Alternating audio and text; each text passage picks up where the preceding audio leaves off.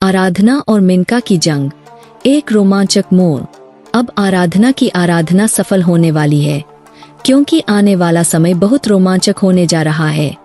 जी हाँ दोस्तों, मेनका ने आराधना को किडनैप कर लिया है। मेनका आराधना से बहुत नाराज थी, क्योंकि उसे लगने लगा था कि आराधना उसके खिलाफ कोई चाल चल रही है।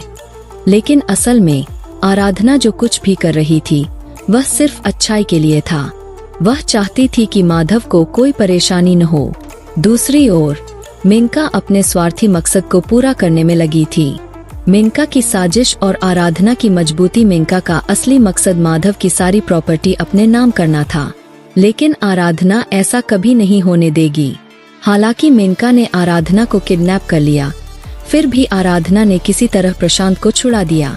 अब प्रशांत भी आराधना का साथ दे रहा है, क्योंकि मेनका ने उसके साथ भी धोखा किया था। अब प्रशांत मेनका और देव की साजिशों का पर्दाफाश करने के लिए तैयार है। लेकिन दादी और माधव को अभी तक यह नहीं पता कि मेनका ही उनके खिलाफ साजिशें कर रही है।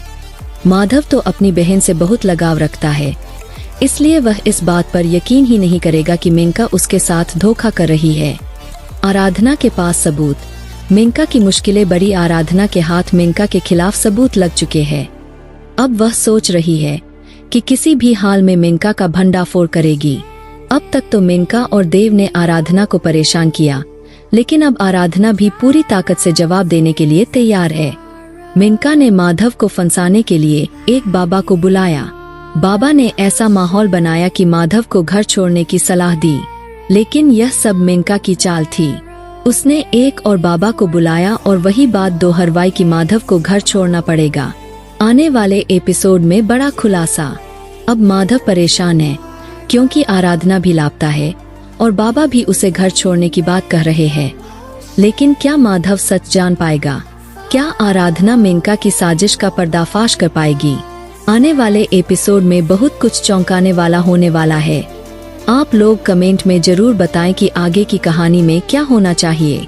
अगर आप भी आराधना का समर्थन करते हैं तो हमारे चैनल को लाइक, सब्सक्राइब और बेल आइकन को प्रेस करना न भूलें।